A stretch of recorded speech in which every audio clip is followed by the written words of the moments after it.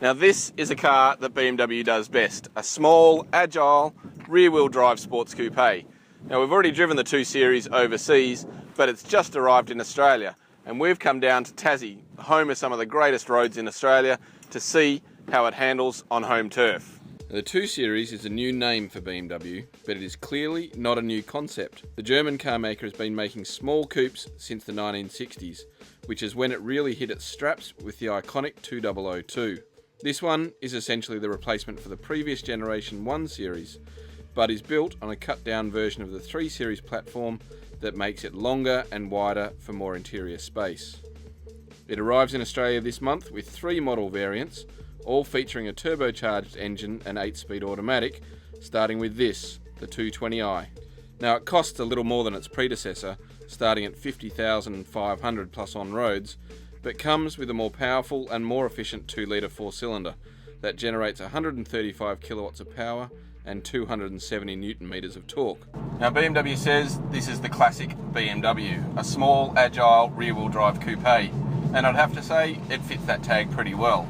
With a perfect 50-50 weight balance, this thing has a really sweet chassis underneath it that balances both comfort and handling reasonably well.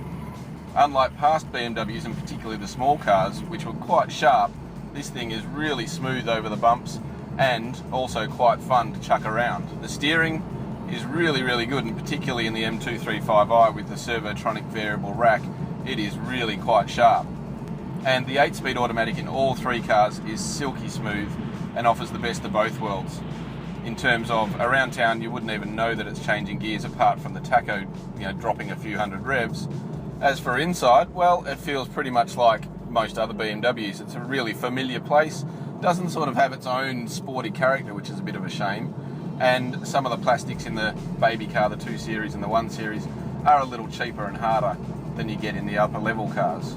And while it's only a 4-seater, there is a little bit more space in the back, particularly compared to the last 1 Series coupe, with 21mm more legroom and 6mm more headroom, despite the car being 5mm lower overall. Now if there's one criticism about the 2 Series coupe, is that it's actually quite noisy on the road.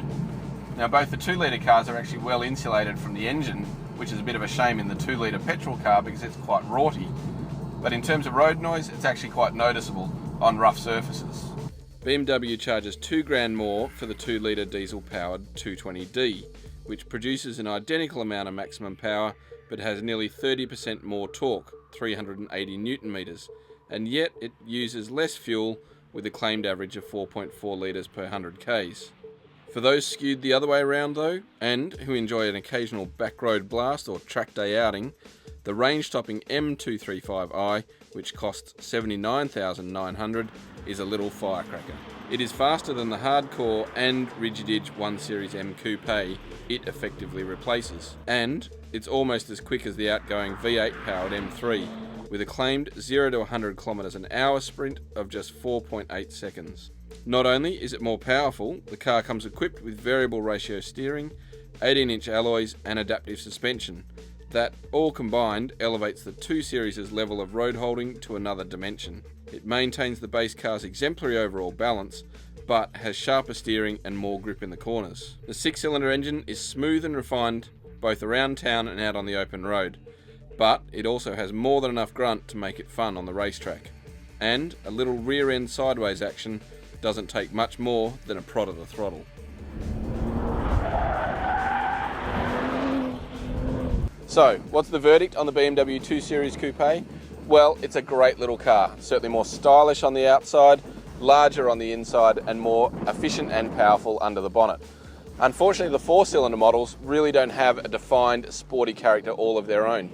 They drive a little bit too generic, until you get to the M235i, which is a cracking little pocket rocket.